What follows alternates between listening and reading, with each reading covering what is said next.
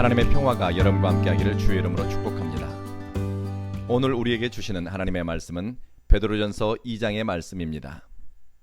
주후 1세기 초대교회는 복음 전파의 열심과 더불어 가장 힘을 쏟았던 부분이 있습니다. 그것은 하나님을 향한 참된 예배와 세상 속에서 살아가는 성도의 삶이었습니다. 기독교인들은 자신들의 신앙 고백, 믿음의 내용이 예배당 안이나 혹은 골방 안에 갇히지 않았습니다. 일터에서, 동네에서 만나는 사람들과의 관계 속에서 그들의 신앙을 변화된 삶을 통해 드러냈습니다. 성도들이 살아가는 자리가 에베소이든 고린도이든 빌립보이든 그들의 생각이나 의식은 지역의 문화와 정서 혹은 전통에 갇히지 않았습니다. 성령께서 새 마음을 주시니 그들은 음란하고 부패한 도시에서도 거룩한 성도의 삶을 살아냈습니다. 탐욕의 도성에서도 나눔과 사랑의 실천을 통해 자신들이 하나님의 청지기임을 드러냈습니다. 그리스도인의 생각, 선택, 삶의 모습은 그들이 속한 도시와 지역을 닮지 않았습니다. 성령 안에서 새롭게 지음받은 흔적, 그리스도를 닮아간 모습만 드러냈습니다. 성도들은 자신들의 정체성을 그리스도에게서 발견했고 삶의 목적을 그리스도를 닮아가는 데 두었습니다.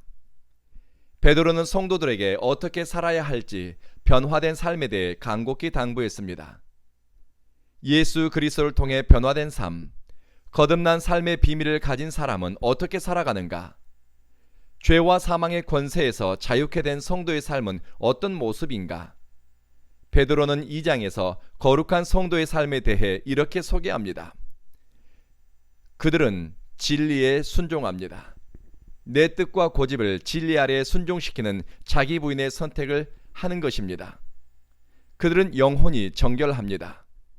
거룩한 것과 정결한 것에 대한 새로운 가치가 들어오니 베드로전서 1장 말씀처럼 생각하는 것도 깨끗하게 하고 자기 절제를 하는 사람에게는 영혼의 정결함이 있습니다. 하나님의 능력으로 변화된 영혼은 악한 의도와 생각, 기만과 위선에 사로잡혀 살지 않습니다. 어둠의 일을 꾀하지 않고 빛 가운데로 행하며 빛의 자녀들과 동행합니다. 1절에서 비방하는 말을 버리라고 하는데 사람에 대해 악의적인 말과 험담의 언어를 이제는 그만 포기하라는 것입니다.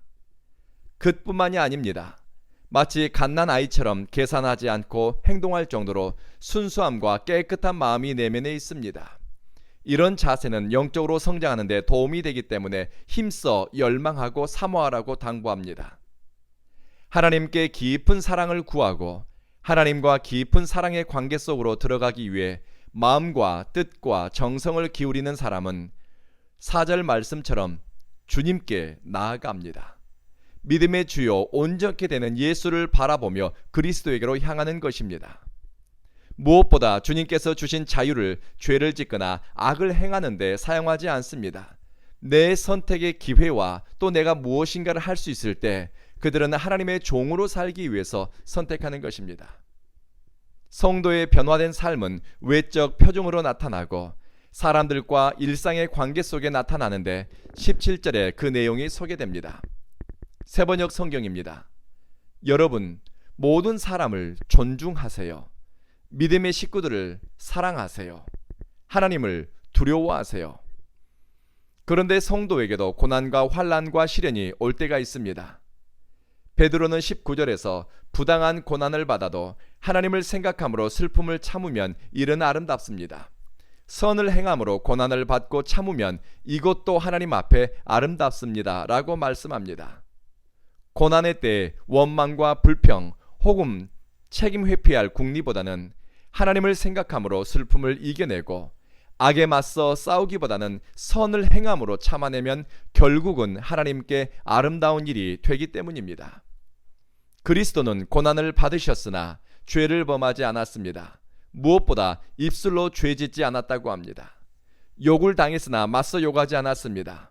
고난 당했으나 그분은 위협하지 않았습니다. 우리 주님의 선택은 오직 공의로 심판하시는 하나님께만 상황을 맡기고 주님께 탄원했습니다. 왜 주님은 하나님께만 억울함을 호소했을까요? 계시록 7장 하나님이 신원하시리라 라는 구절이 있습니다. 하나님은 주님께 부르짖는 자의 눈물을 씻으시고 억울함을 푸실 뿐만 아니라 하나님의 정의와 공의의 기준에 따라 악인에 대한 심판을 정확하게 하시는 분이기 때문입니다. 베드로는 생명의 위협을 받으며 억울하게 고난을 당하거나 괴로운 일을 겪는 성도들에게 간곡하게 이야기합니다.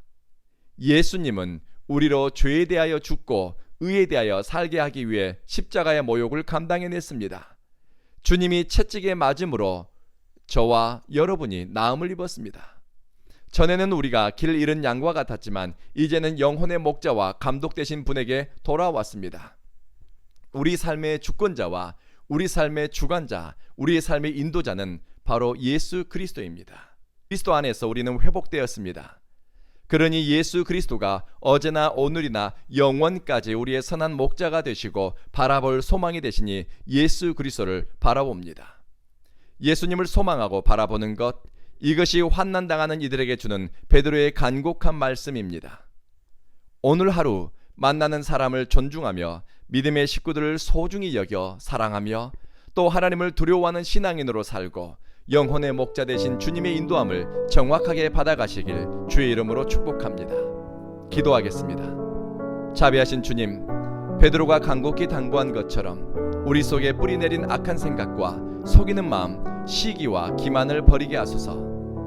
비방하는 언어 습관을 버리고 주님께 나아감으로 살아있는 존재, 신령하고 거룩하게 지어져간 성도의 삶을 살게 하소서.